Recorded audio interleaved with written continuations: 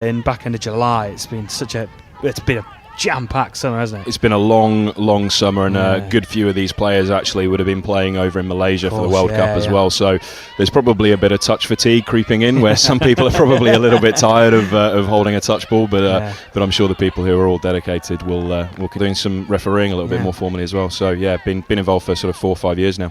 And what's the refereeing? Obviously it's a clear change from playing refereeing, but in terms of analysing the game and watching it, what's that like from a referee's aspect? Got some great coaching. I mean, Neil St Patrick, Peter Fassender here, and Peter Cramp are all up here coaching, as well as Gareth Hines, one of our. Who raced into a 3-0 lead. They've looking very strong. Some brilliant players in both sets of teams. We had Ben just comes before. He's the men's touch. Can they try and add a fifth? Looking to go for the corner space, potentially opening up. Yeah, that's a Brilliant. great score. Great speed. Well, here come the South East Taipans again. Same play. Yeah, just getting done all the time. And just a missed touch there. Emily Rona Rope. So long history. Been around for a long time, since the early stage of the competition, when it was just people rocking up and drinking beers after a touchdown. Well, I remember people saying over the summer, when looking back at sort of the history, it was almost just a warm-up game, wasn't it, touch rugby? And it's amazing to see how much it's really progressed, and it's now a sport that people want to really just solely focus on. As the Taipans going through again, have they man? And again, like I say, throw the ball around a park. And as a referee, of course, seeing these young guys come through, you just mentioned like Harry Misson, for example, he was at the JTCs last weekend. Momentum changer, can it?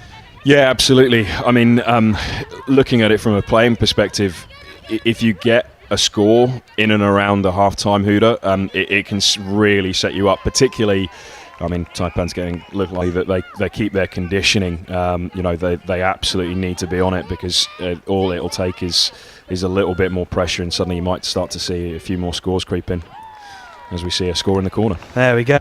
If you don't, your recovery's limited, and it starts to catch up with you as the weekend goes on, right? You end up feeling a little bit more tired as time goes by.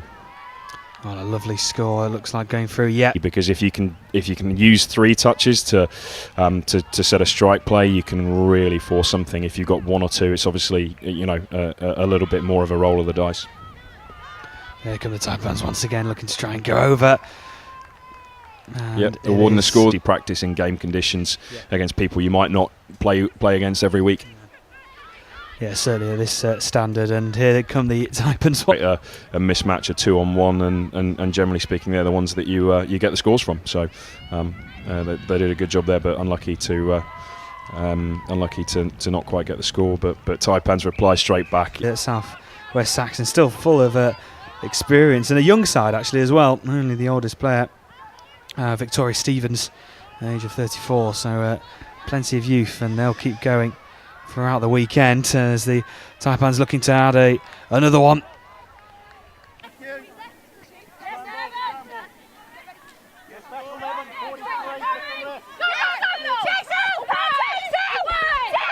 And first score then in this semi-final, and it's been coming. The South East Taipans have been applying the pressure on the West Wildcats, and it's finally come. Lovely move across the line. Looking to fling the ball out left. Is there some space opening up? Gets the touch. For doggies.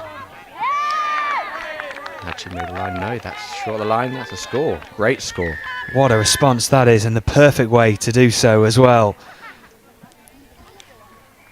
Great score. I think that's Katie Fielding of World Cup notoriety, running up the wing there.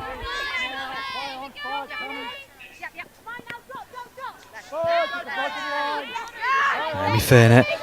Oh, fantastic work. Player. Brilliant. And it finds the support. Yeah, Naomi Fairnet.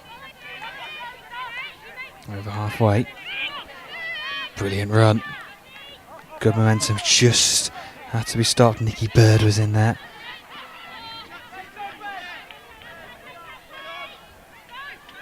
Potentially some space opening up. Oh, brilliant work.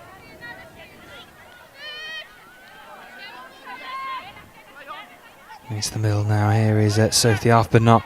She lays it off.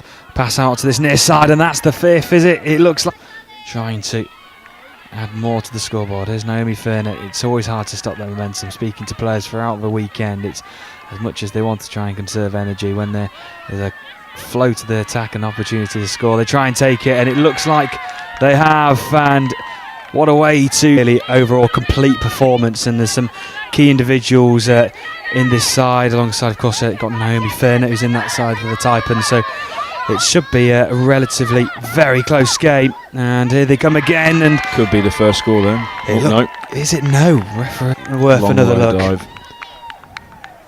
So sweep here, get low. Yeah, good. That line, and you can see the players talking through it and weren't being aware. And brilliant finish. And it was Claire Waddell going in. Bring some fresh legs on and try and take the Sharks and run them hard. And here is Naomi Furnett. To the left of her is Claire Waddell. The opportunities are going to the left-hand side. That's an unbelievable take. And it looks like a superb finish. It is. And we were saying that the first score could be absolutely crucial. And it is the Taipans who got it. Fantastic play by Naomi Furnett. And in really well. Back into the middle. Sophie Arthur again in the heart of things. Just laying it off. Anya. And Arthur not going in for the line. Needs the support. Does well. Trying to block out all the options, but they can't block out that one. And again, we are all square. The Taipans leveling it again. Sophie Arthur not doing really well. And it is Katie Fielding there too in the space. Good defensive work to get spread out and make sure they stop that attack. Good scramble, good cover in the corner. Make sure that you've got man on. Oh, wonderful feet there. Brilliant score, and just when they needed a bit of individual brilliance. And it's well worth another look on the replay again. A superb turn away, and you can see the desperation in that dive.